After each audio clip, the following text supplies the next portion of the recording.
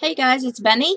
How you been? I know I made a video a couple weeks ago, said we'd start doing videos again, so here we are, I guess. Some of the suggestions for videos that we got on the last video were to kind of talk about college, which is fine by me. I just thought I'd update a little bit with what's going on with classes and where I am and what I think about classes this semester. College is going very well for me. I've managed to be on the dean's list every semester, so that's like a big deal. Like now, anytime I do an assignment, I want to do the best I can do just so I can say I was on the dean's list again. So getting on there accidentally the first semester ended up being a really amazing booster for me to stay in the mood to do with classes. For those of you that are new to my channel and don't know, I went through a divorce a year or two ago. Well, actually, I think it's been a little over 2 years now. And having not worked for so long, finding myself with no income because I'd been a stay-at-home mom for over 10 years, it was just kind of a big deal, and I decided to go back to school. Being that I'm in my 40s, I didn't want to go sit in a classroom with a bunch of 18 and 19-year-olds, so I decided to take all my classes online. I go to the local community college right now, and I'm fixing to switch schools. I'll get my associates from the local community college, and then I'll transfer over and start working on the bachelor's. We thought last semester was going to be my last semester, but somehow the math didn't add up, and I'm going to be like 8 credits shy of getting the associates this semester. So I was a little bit short last semester, took classes this semester. I'm hoping at the end of this semester I can apply for graduation to get my associates, but now I think I'm going to stay another semester and take some business classes so I can get the business certificate to go with me when I transfer to the new college. So basically what I'll have when I leave the community college is an Associates in Arts and Humanities, English, with a certificate in business.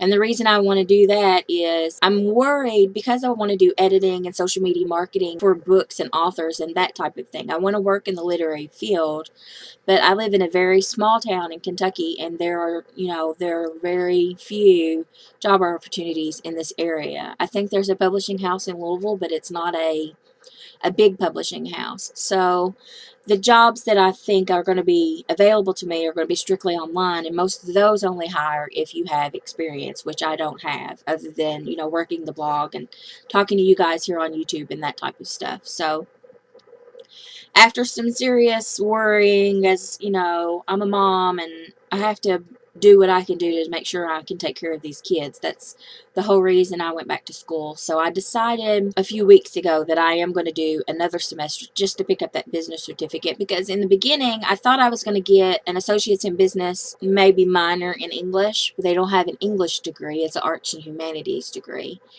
And once I got into school and started taking the math classes again, it really scared me on whether I would be able to actually get through college. So I switched to the Associates in Arts and Humanities English because it was a lot less of the math, but I made sure that everything I was taking for the Associates in Arts and Humanities would also fulfill a requirement for the Associates in Business should I decide to switch back.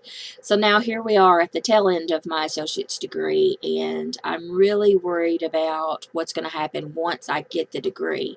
I just don't think I'm going to be able to get the jobs that I want. So I do want to tack on some more classes to get that business certificate. It's only going to be 4 more classes. It's like micro and macroeconomics, human resources management, and something else. It's business law, I think, was the other one. Those are the 4 that I'll have to take next semester, which is fine. It's fine. So that's how college is going. I'm almost done with the associates. We thought I was done, and then I'm not. And so I am going to end up having to do another semester, but it's no big deal. And then I'll have the Associates in Arts and Humanities. But I think I'm going to wait to apply for graduation until after I do another semester to get the business certificate. So actually, I'm still going to have 2 more semesters at the community college before I change schools. And then I'm really having a hard time deciding what school I want to transfer out into, because it seems like nobody has just an English degree. It's English for teaching. And I don't want to be a teacher. I want to edit and maybe do marketing and that type of thing. I want to stay in the literary field. So, and the thing I have to consider too is I can't just uproot and move. So it either needs to be a college within, say, an hour of here, or they have to have online classes. So having the online classes automatically knocks out a bunch of schools. I think what I'm going to end up doing, Murray has a, what is it called? A bachelor's in journalism, I think. And even though it's called journalism, it has a ton, I think it's journalism and broadcasting. It has a ton of like editing classes and grammar usage and creative writing and that type of stuff. And that's what I need. That's what they don't offer at the community college. At MCC, I took, English 1 and 2, which everybody has to take to get a degree. And then I took writing for business, which fell under the English. And then I think I took, what did I take? Women's studies or something like that, which was a women in literature class, basically. So I have taken basically everything that MCC has to offer English-wise. Like, I'm out of choices. So now the hard thing, I think, next semester is going to be just picking classes that I'm even interested in to get that certificate, if that makes sense. I don't want to take classes just to be taking classes. Yeah, so that's where we are. That's where we came from and where we're going. Right now, the classes I'm taking this semester are, what am I taking this semester? I am taking a sociology class, which is the second sociology class, and I don't care for it at all. It's really weird. You know how if you have a bad experience with the instructor, it kind of turns you off on the class? Well, you can have bad experiences with your instructors online too, if you feel like they're not into the class, or not, I don't know, which was just weird because the teacher for this sociology class was the same teacher I had for my sociology class last semester, and I loved her last semester. I thought she was a fun teacher. She seemed like she wanted to communicate with her online students just as much as she wanted to communicate with her students in class, and it was great. And she just does not feel that way this semester. A lot of her posts and replies are short and rude and derogatory, and it's really just turned me off to the class. So that's kind of a bummer. I loved history last semester. I did history of the U.S. pre-1865 last semester. So this semester I'm doing post-1865. It is a different instructor because I loved the one last semester. And then this instructor I have this semester, I actually think I kind of love her too. Her class is set up the way I thought an online college class would be set up. Whereas most of the classes, you have assignments that they are due, each week, and they only turn them on when they want you to start working on them. In this history class, she kind of turned everything on at the beginning of the semester. Everything has due dates, so as long as you turn it in by the due date, you're good, but you can work as far ahead as you want to. So I was like, yeah, I sat down, I, read the book, and then went ahead and took all the quizzes and tests. So now all I have left to do in there is write an essay for the midterm, which is going to be due on the 19th. And there's a worksheet left I have to do, and then the final, and I'm done in that class. So that was amazing. To me, that's how an online class should be set up, because people that are taking online classes are taking them online because they don't have the time to go and sit at a college. So I don't know. I just thought that class was amazing. And then I'm taking American government, which I didn't really want to take, but it was one of those situations where I needed something to fall into a science category, I think is the category it filled. And Jesse had taken it like 2 semesters before, so I kind of knew how that teacher would have the class set up. I don't know, so I just took it because it filled a credit. I hate it that I'm coming up at the end of my degree, and that's what I have to do now, is just kind of pick the classes that will fulfill what I need for the degree, instead of taking classes that I feel like I need, or classes that I'm actually interested in. But, so far it's really boring. It really sucks. But I kind of like the way the teacher has the class set up. There's like maybe 5 assignments this semester and 6 at-home tests, which she gives you the test at the beginning of like the span, and then you have like 2 weeks to work on it offline, and then you can just log in and put your answers in. So even though the tests are like 100 questions and they take freaking forever, it's actually, I like the way the class is set up. So That's fine. And then the 4th class I'm taking this semester, and I am so mad at everybody on Facebook because I was trying to narrow down these classes I needed. And I Googled a few lists, like classes every college student should take and stuff like that. And personal finance was on all of those lists. Everybody on Facebook was like, oh, take it. It's super easy. It's easy. Oh, you won't have no problems. Take it.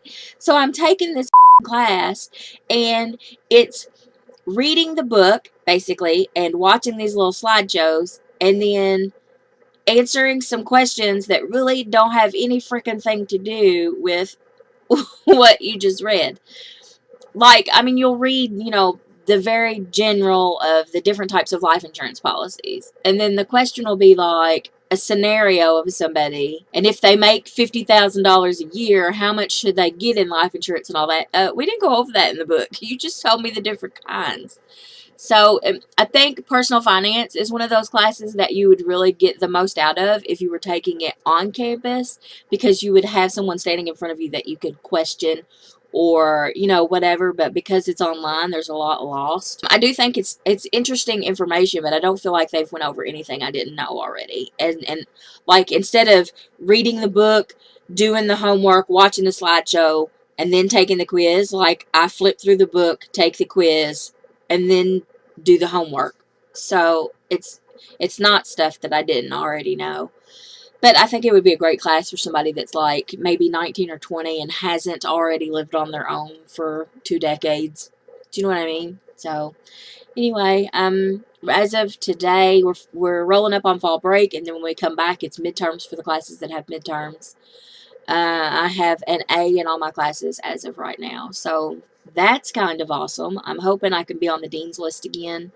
But I get a feel from a couple of my teachers, or one in particular, that she's going to make the final extra hard because she thinks the class isn't working hard enough. So that's going to kind of suck. I'm a little bit worried about that, but what can you do? It's an online class. You just got to suffer through it, I guess. I do know that come evaluation time toward the end of the semester, 3 of my 4 classes are not going to get good evaluations. I just feel like the teachers are not engaging with the class at all, or they just in general have disdain for their online students. I don't know. It's not good this semester like it has been in the past. If all of my teachers could be enthusiastic about their classes like my English 101 teacher was, who is also my student advisor, then college would be amazing. It would be a breeze. But it's real hard to go from having a teacher that you really like, that you really feel like honestly cares about whether you get through school or not, to having teachers that just don't. And it makes a difference. It really does. But anyway, so that was this video. It's probably a little longer than I thought it would be. I'm going to have to do a lot of editing. But yeah, if you like this kind of video, give it a thumbs up. If you haven't subscribed, please subscribe. Make sure that you subscribe to We Are Word Nerds, because there's going to be a couple of big book hauls going up over there in the next few days. And then the Book of the Day feature is going to start over there. So that's going to be pretty cool. There's going to be videos going up over there 5 days a week.